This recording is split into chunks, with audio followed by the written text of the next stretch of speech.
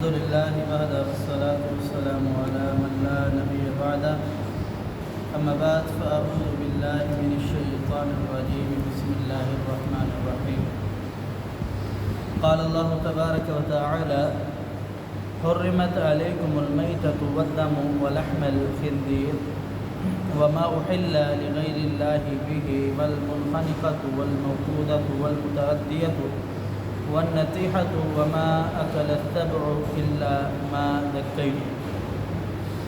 حرمت علیکم المیتہ اللہ رب العالمین نے حرام کر دیا ہے آپ پر میتہ مردار کو، والدم اور خون کو، ولحم الخنزیر اور خنزیر کے گوشت کو، وما احل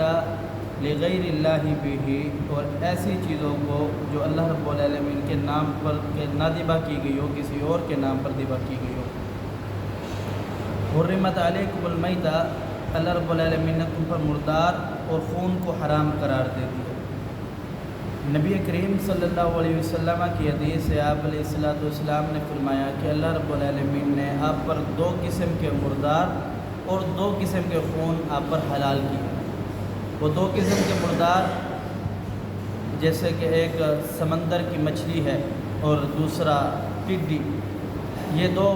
چیزیں اگر مر بھی جائیں تو اسے تب بھی کھا سکتے ہیں، پکا سکتے ہیں، مچھلی تو ویسے بھی اس طرح ہے۔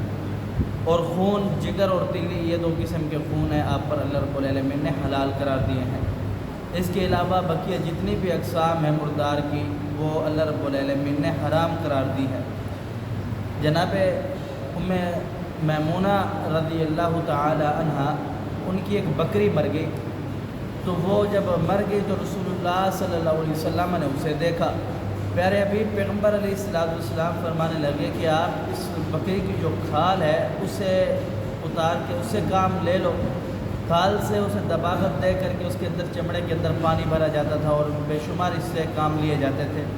تو پیارے حبیب پیغمبر علیہ السلام نے صحابہ کرام سے سوال کیا، اللہ کے رسول بکری مر گئی ہے، اس کے ساتھ اس کی کھال مردار نہیں ہوگی؟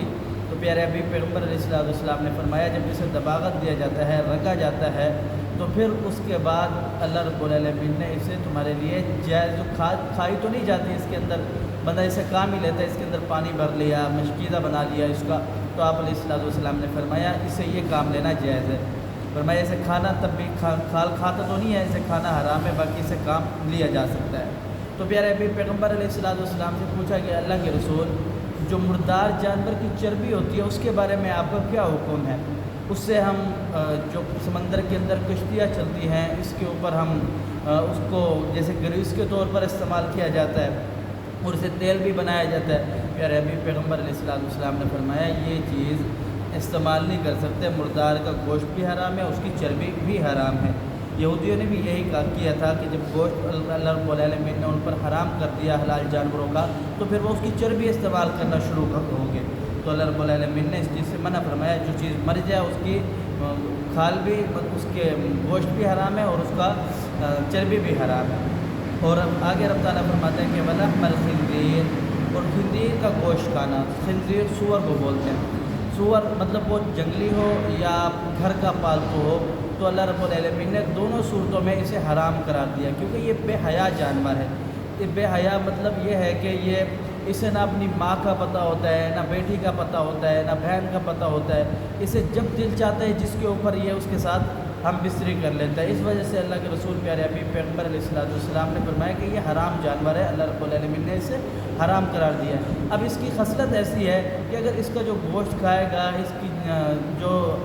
گوشت استعمال کرے گا، اس کے اندر بھی یہ خصلتیں آئیں گی، تو اس وجہ سے اللہ رب العالمین نے اس کو حرام قرار دیا ہے۔ اور آج اس کی مثال ملتی ہے ہمیں، آپ دیکھیں یورپ کے لوگوں کو، غیر مسلموں کو جو اس کا گوشت کھاتے ہیں، ان کے درمیان کوئی ماں بہن یا ان کے درمیان جو حرمت والے رشتے ہیں کسی کی کوئی پرواہ نہیں ہے، ان کے یہاں کوئی عزت نہیں ہے، کوئی احترام نہیں ہے۔ تو اللہ رب العالمین نے اس وجہ سے خنزیر کے گوشت کو بھی آپ پر حرام قرار دیا ہے۔ فرمایا وما احل لغیر اللہ بہ، اور ایسا جانور جو اللہ رب العالمین کے نام کے علاوہ کسی اور نام پر ذبح کیا گیا ہو، جیسا کہ اس کی بے شمار طریقے ہیں۔ مشرکین مکہ جو تھے وہ بتوں کے نام پر جانور ذبح کیا کرتے تھے کہ بھئی یہ فلاں بت کے نام ہے، یہ فلاں بت کے نام ہے، یہ فلاں بت کے نام ہے، یا پھر وہ جب کوئی اونٹنی پے در پہ 10 بچہ نر بچہ دے دیتی تو اسے چھوڑ دیتے، بھئی اسے آپ نہیں کھاتے، اس طرح کی ان کی شرائط تھی۔ تو اللہ رب العالمین نے فرمایا کہ یہ کوئی ایسی چیز نہیں ہے جو چیز اللہ رب العالمین نے آپ پر حلال قرار دی ہے آپ خود اس کے اوپر اس کو حرام نہ بناؤ، بس حلال چیز ہے تو وہ حلال ہی ہے، اسے کسی اور کے نام پر ذبح کر کے یا کسی اور کے نام پر اس کو مطلب لگا کر کے یہ چیز اپنے اوپر خود حرام نہ کرو۔ کہ جیسے اللہ رب العالمین نے دنیا کے اندر ہر گناہ اللہ رب العالمین فرماتا ہے کہ اگر میں چاہوں معاف کر دوں گا، مطلب نماز نہیں پڑھی، مطلب کہنے کا یہ نہیں ہے کہ بندہ نماز نہ پڑھے، کہنے کا مطلب یہ ہے کہ نماز نہ پڑھنا بہت بڑا گناہ ہے۔ فرمایا بین العبد و بین الکفر ترک الصلاۃ، مسلمان بندے کافر بندے کے درمیان جو فرق کرنے والی چیز ہے وہ نماز ہے، لیکن اللہ پاک فرماتے ہیں کہ اگر میں چاہوں معاف کر سکتا ہوں، باقی جتنے بھی معاملات ہیں میں معاف کر سکتا ہوں، صرف 2 چیزیں جو ہے نا رب تعالیٰ کہتے ہیں کہ میں کبھی بھی معاف نہیں کروں گا۔ ایک حقوق العباد ہے، جس کے ساتھ آپ نے زیادتی کی ہے آپ اس سے معافی مانگ کر آئیں گے تو پھر اللہ رب العالمین آپ کو معاف کرے گا۔